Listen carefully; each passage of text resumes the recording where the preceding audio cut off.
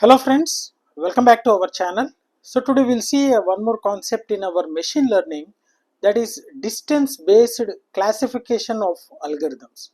So in our previous session we have discussed about various distance measures like Euclidean, Manhattan, Mahalanobis, etc, etc. So now we'll see what are the classification of algorithms based upon the distance. So let's start.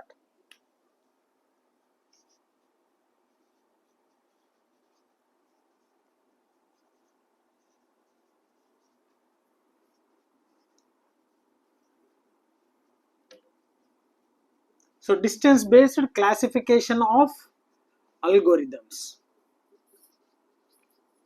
So we'll be seeing a lot of algorithms and they are classified based upon the distance. What are the distances? So here there are mainly three types of algorithms classifications. So one is a instance based learning,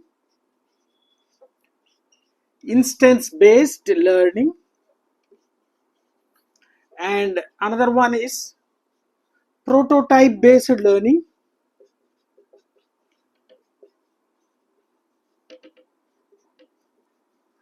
and the next one is radius based learning.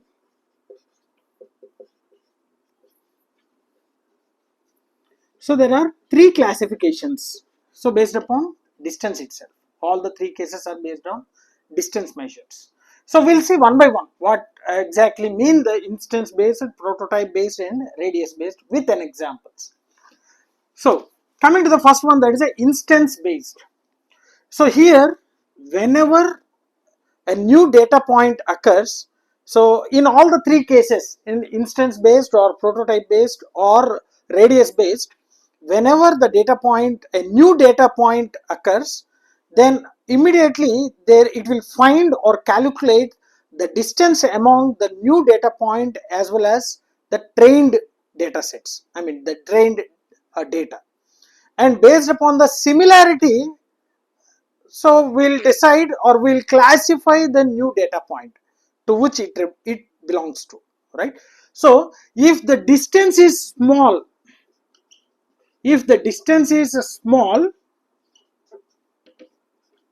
then a new data point, the new data point is close to training data. So based upon this we can classify that one. Okay, this is general. In all the three cases we can apply the same thing. And if the distance is large,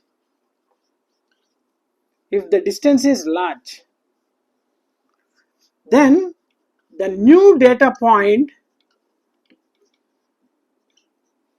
is far from training data.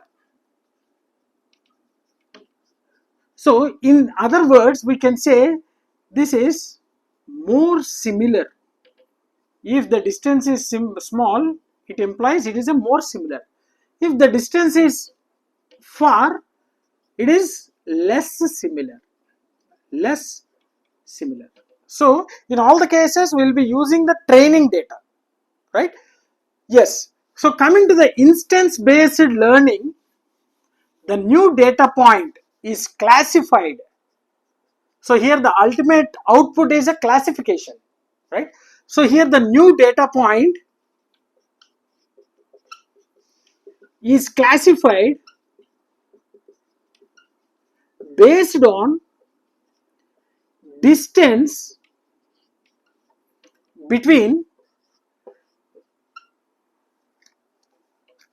yes, a new data point and all training instances. So training instances means whatever the data which we have trained, so it will compare with all the training data and it will decide or it will classify. Okay, and working, so how this particular instance based learning will be worked. So first, all the training data will be stored, all the instances will be stored in the training, right? All the training data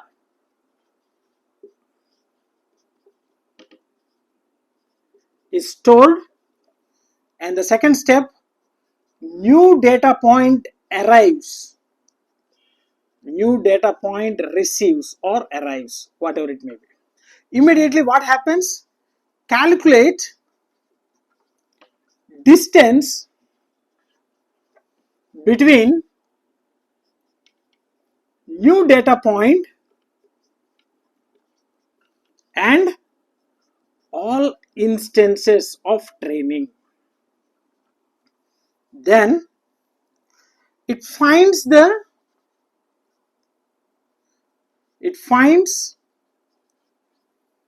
similarity. So that means among all the instances in the training, which instance is very close to the given data point. Immediately then it predicts the class of nearest data point or instance. Both are equal, nearest data point or instance.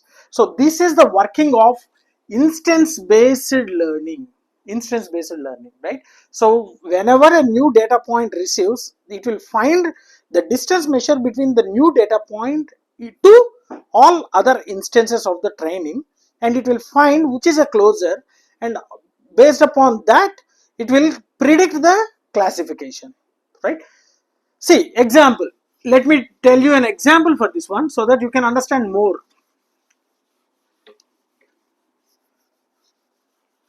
See, example.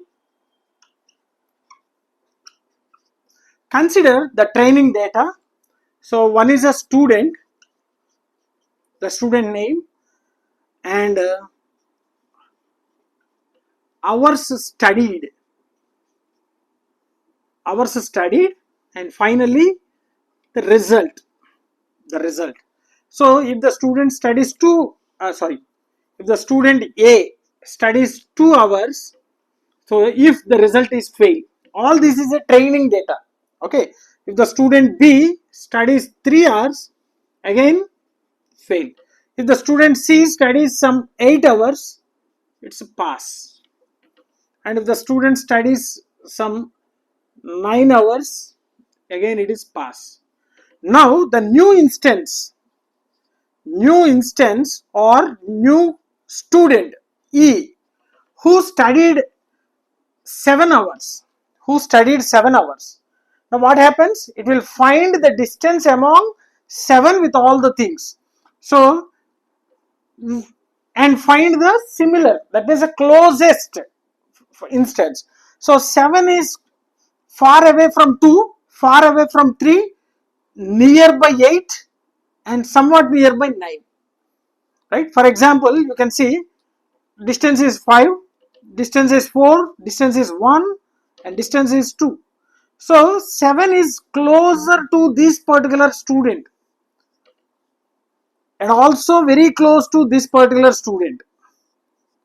So you can observe the result of these two students, and it will be classified as a pass because the student E is similar to the student C and student D and far away from student A and student B. So this is what happens in the instance based learning. So here what kind of algorithms will be using this particular instance based learning? So we'll see the algorithms in our further sessions. I'll list out the algorithms, right?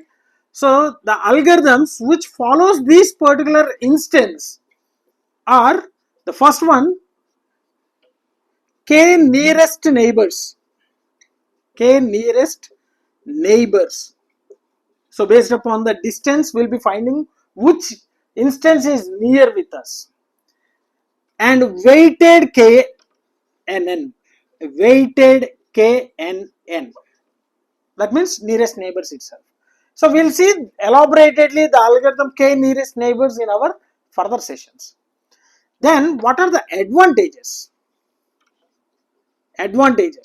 So one advantage is simple to implement and understand also. It is very simple to understand as well as implement. If it is very simple for understanding, obviously it will be simple to implement also. Then another one, easy to update. Easy to update. Okay. Similarly, what are the disadvantages? So first of all, we need to store each and every training data. So memory requirement is more.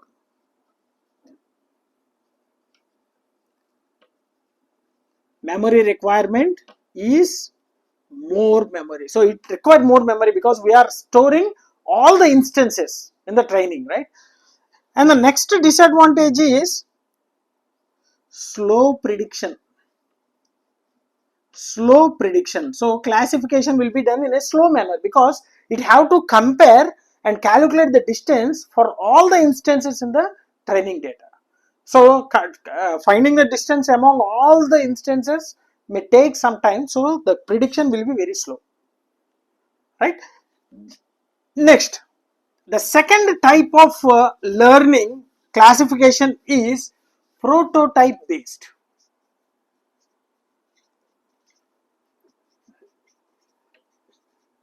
Prototype based learning.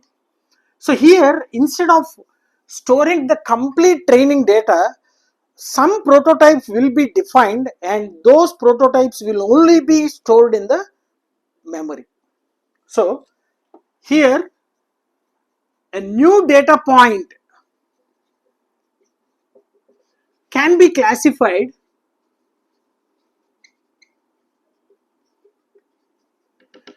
based on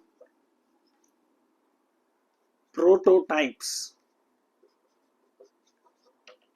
Prototypes for each and every classes will be creating some prototypes, and those prototypes only be stored in the memory, right? So classified based upon the prototypes of each class. So we need to create a prototypes. So let us see what exactly mean the prototypes. So working, let me tell you the working of this one, and then we'll see an example so that you can easily understood, right? First, create one or more prototypes. So we can create one or more prototypes for each class. Prototypes for each class. For every class we need to find the prototypes. Then store all the prototypes. Store all the prototypes. Okay, only prototypes, not the instances. So from the instances we need to create a prototype, and we need to store only the prototypes, not the instances. Then the new data point receives. Whenever there is a new data point, so that we are calling it as a receives, and then calculate distance from new data point to prototypes.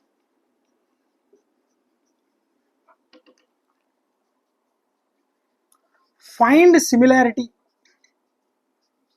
which are close, very close. Then predict the class based on prototype. So based upon the prototype we can define the class, that means predict the class. So the same working, but instead of comparing all the instances, here we are just finding out the prototypes, and only we are storing those prototypes itself, not all the instances. So let me tell you an example so that you can understand easily. For example, so previous example, let us take some yes example. So student name, and here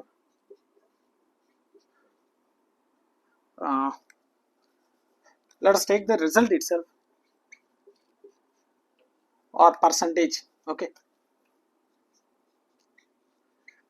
percentage and the result. Let us take the three parameters. So student A got some 85%, so result is a pass, and student B got some 20%, result is fail, and student C got some 30% and result is fail, and student D got some 81%, student is pass, it will be some 71%. Okay, now in instance based learning, what we are doing, so we are just storing all the instances, but here among this class we can divide a pass prototype and fail prototype. So we are defining only the prototypes, pass prototype and fail prototype, because only two classifications are there here. So what is a pass prototype? We need to find the distance. What is a pass prototype? Take the average. So 85 pass, 71 pass. So 81 plus 75 divided by 2. So which becomes how much? 156. Okay, so 78. 78 is a pass prototype, 78. And fail prototype. So fail prototype, so 20 plus 30 divided by 2. So which becomes 50 by 2, which is a 25.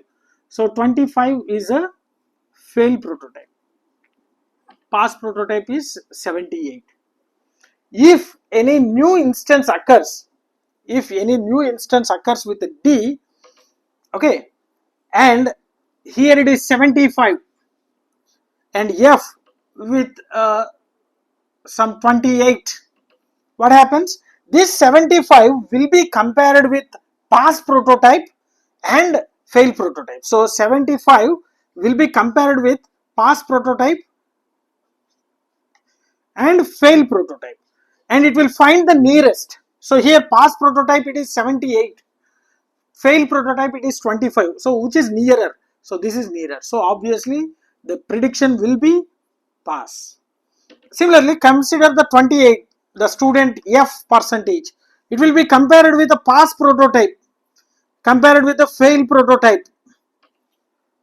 Okay, so here it is a 78, here it is a 25. So it is nearer to this one. So obviously it will becomes fail. So here what happens? We are not calculating the distance from the new data point to all other the instances. Just we are creating some prototypes and we are comparing the new data point to that particular prototypes and we are classifying.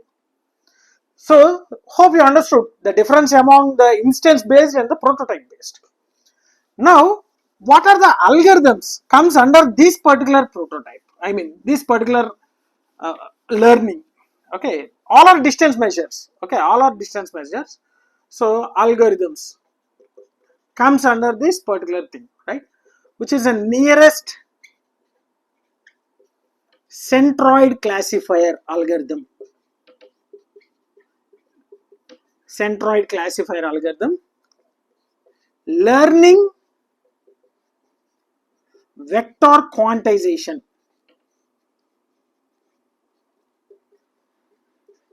And also k-means classification.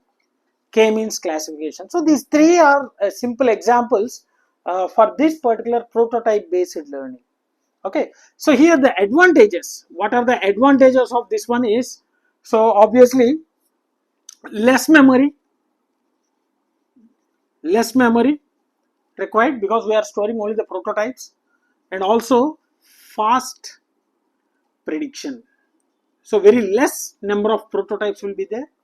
Okay, if there are less number of prototypes, automatically fast predictions will be done. So what about the disadvantages?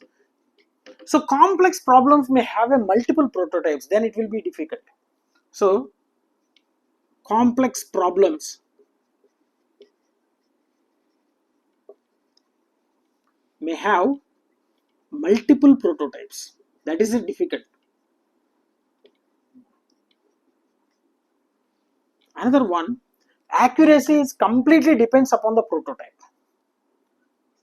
Accuracy depends on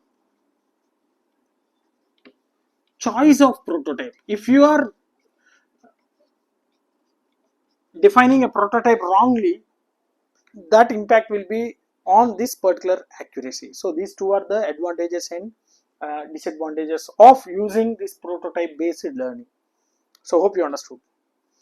And the last one, that is a radius based learning. A name itself indicates here, it will find the radius and it will categorize the nearest data points.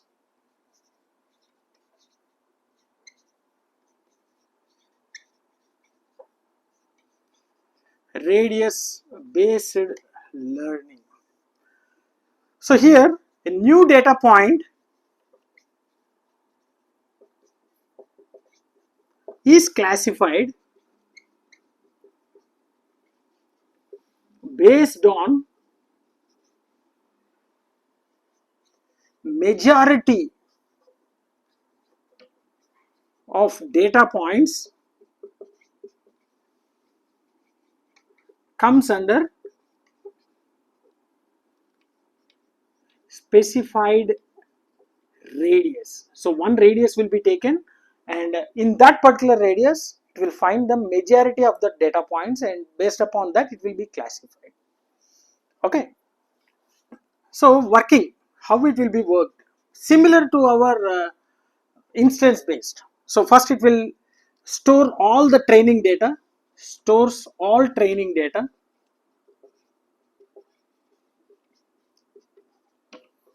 and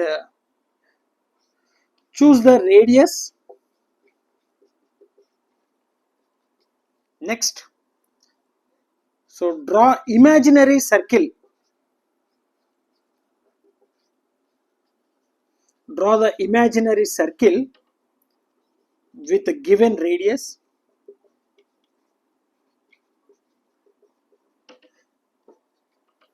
right, and find the majority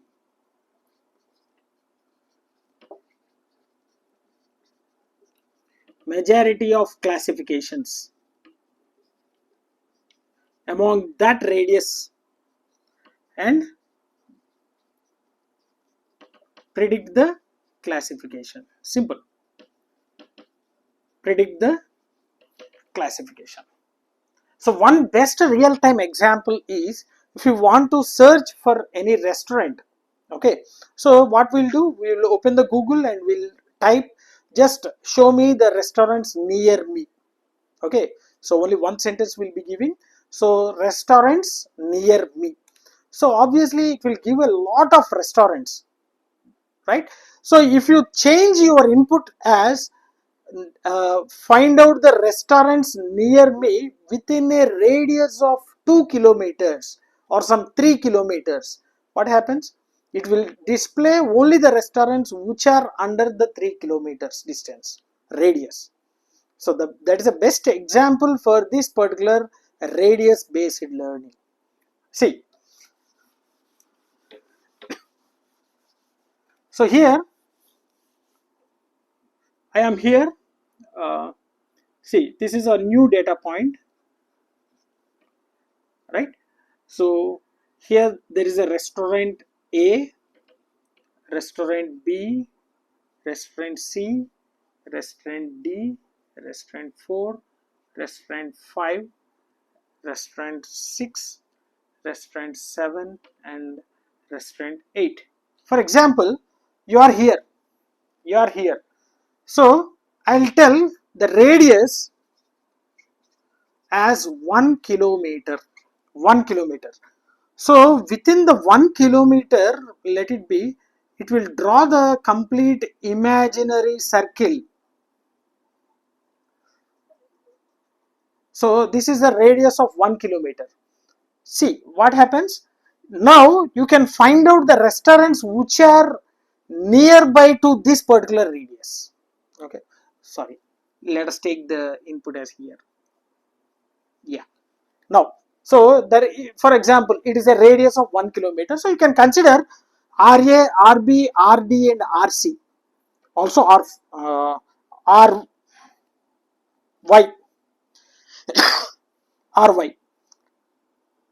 Okay, these are all different R4, for example. So all these are the restaurants nearby this particular data point.